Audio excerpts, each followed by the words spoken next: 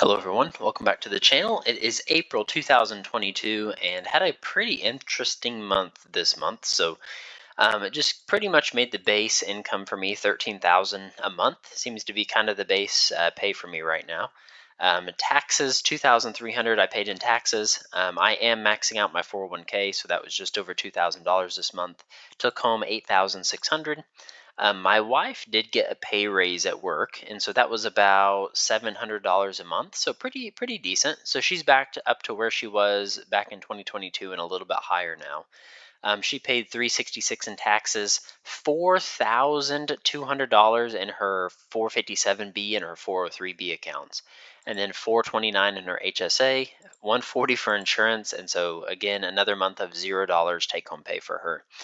Rental properties, both of these rents are bumped up now, so it's $13.50 a month for the house number 5, and then $11.75 for house number 7. So this should be the new base income for rental properties going forward. So $25.75 per month. Gross income was $20,800 this month. Take home pay was $11,000. Only other thing to really note was I filed my taxes this month, and I'm going to have to pay $7,800 in taxes. So I guess last year, when I sold some of the employee stock, like purchase plan that I had here, I paid taxes on it, but I didn't pay enough taxes. I think they just automatically withheld like 25%. And then, so that was issue number one. Issue number two was I was bumped into a higher tax bracket for sure. I lost my LLC minus $25,000 LLC pass-through loss deduction thing that you can take if you make under $150,000 a taxable income per year. So last year I could not get my taxable income below 150,000, and so I lost that. So had to pay taxes there. And then lastly, I had that, I'll switch over here. I had that M1 Finance account last May that I sold off. And so I was up about 25%. I had to pay capital gains taxes on that 25% that I was up over that year. And then I also had to pay taxes on all of the dividends that I had earned for that full, I guess this full year in 2022. So that basically equated to a tax bill of $7,800 that I owe here. Well, I've already sent in the check, but it's not been cashed yet. So it will cash in sometime in May. So I'm going to take a $7,800 hit for that. And then the other thing that was kind of a surprise is it's still relatively cold outside right now in our area. And so, well, it was in February and March, I guess. It's warming up now. But we pay our electric bill like a month or so behind. So like even though it's April, I basically pay the electric bill for like February and March. And it was really cold during those months.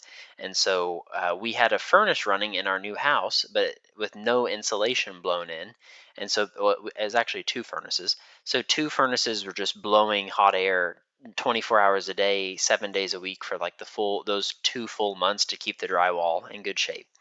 And keep the mud from cracking. So it was a necessity, but the electric bill was $800 for 1 month just to heat the house with no insulation though. So yeah, so that was fun to pay for as well. But jumping into net worth here, houses went up their standard percent, 2% per year in value.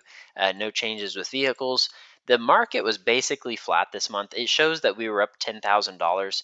You have to remember $7,000 of that is our own income putting in there. So really it was up $3,000. So maybe 1% up this month. So that's fine. But 2,000 in my 401k, which is basically my contribution, and then $8,000 in my wife's 403b, which she put in 4,000. So hers was actually up a little bit this month, with the HSA being flat, basically. Debts, made minimum payments on everything. Nothing really interesting there. House number 8, while this is a construction loan, it's interest only payments. Once we finish construction, which looks like it will be either late May or probably late, like maybe early to mid June. And so the timing is they have to get finished preferably by like June 15th. So our due date for our baby is June 28th. And so if my wife happens to be like a month early, we will have a mess on our hands because we will be moving out of house number four, which house number four is going to go on the market May 15th. And so I'll explain how that works, I guess. So house number four is going to go on the market May 15th. I have a relocation package with my current employer where basically I have to list the house for 120 days. If I do not get an offer above $395,000, so we have house number four valued at 355. The buyout price is 395, which the house is probably worth like 380, I would say, maybe 385. So we have to list it for 120 days. If the house does not sell for more than 195,000 after 120 days on the market, then my company will pay for that house like outright. They'll purchase the house at 395,000 from my wife and I, and pay for all realtor fees, pay for all of my closing costs, all of that stuff. So that'll be good. But we're going to be moving out of house number four. I mean, somewhat through the month of May, and then getting everything packed up and ready to move into house number eight in June here. So it's going to be a busy month. If she happens to be early, we're going to have an absolute mess where we'll have a brand new baby and trying to move out of a house and move into the new house and selling this house and yeah, and trying to finish school and working at a new job and yeah, it's going to be a lot. So we'll see how that goes. So hopefully I can encourage the builders to keep up a good pace. But right now they're doing pretty good. I mean, for being 4 or 5 months in, I mean they're doing pretty good. They're kind of finishing everything up as of right now. They probably have another like 30 days, maybe 40 days roughly, to get everything finished, and then yeah, and we should be able to move in. So cash wise, I saved up $2,000 this month. It's going to get completely destroyed next month when I have to pay for that tax bill or whenever they cash the check that I sent them. So I'm anticipating that. But next month we're probably going to be down to like 50,000, I would say, maybe 48,000, somewhere in that range. Yeah, just bunches of expenses coming up. So rental account had a good month, no unexpected expenses this month, so made the $1,000 there. And then so cash is up to 78,000. And at the end of April 2023, our net worth is sitting at $1,094,388. So an increase of about $17,000 compared to last month. So we're doing pretty good so far for 2023. For being, I guess, I mean, 4 months in, I mean, we've almost made $100,000 on our net worth in 4 months. So if we keep this pace, I mean, that should put us, I mean, somewhere around 1.3 million by the end of 2023, if we can keep this pace. So we'll see how the market does. We'll see how finishing our house goes. I'm sure there might be some unexpected expenses there that are going to pop up, but we've got a good cash position, and yeah, we'll see how that goes. But just looking ahead for the future here, a few months ahead from now. So once we finish building house number 8 and get house number 4 sold, if we sell for 390, we should have like 160 to $170,000 in equity on house number 4 that we should get completely cash once we sell that. So the game plan with that is that this loan here on house number 8 is going to go up to like 686,000. So we'll take that 166,000 in equity from house number 4, pay down the loan on house number 8 because this is at a 5.25% interest rate, a little bit higher than what I'd like. And then we will probably take some of this cash that we have here, get down to like maybe 30,000, somewhere in that range, maybe 35,000.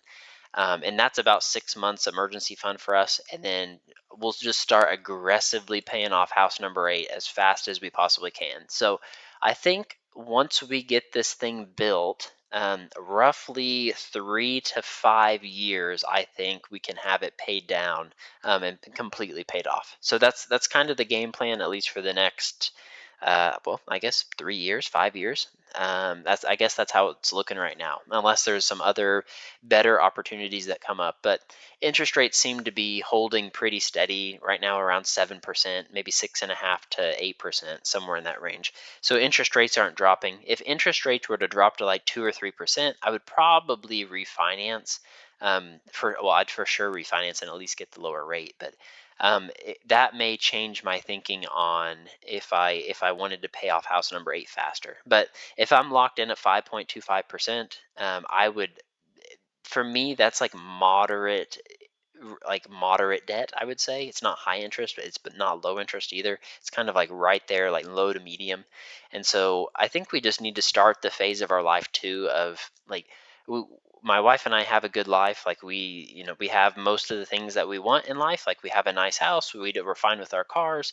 And so why take unnecessary risks? I would say, if I can be completely risk free and not have any debt whatsoever, that would be the option that I would choose, and just sleep better at night as well. So I think we're kind of approaching that phase in our life where we're putting money in our 401ks and building up our investment account. But I'm kind of ready to start reducing risks a little bit, and yeah, just start paying some stuff down. So I guess the long look ahead from here would be, let's say, 3 years aggressively, maybe 4 years would be super aggressively pay off house number 8. And then once house number 8's paid off, I'll probably keep these three here and not really do too much with them since they're all at 3%.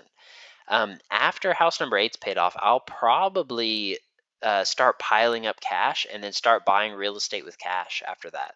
Assuming there's stuff that I can buy for the 15% cash on cash return. So th- that's kind of the next 4 to 5 years, maybe 6 year look ahead, as of today. So we'll see how that plays out in the long term.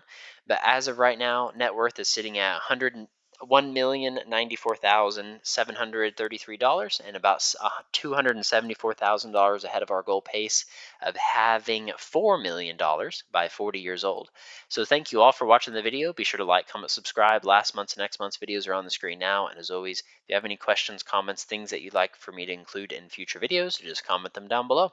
Thanks everybody, and we'll see you in the next video.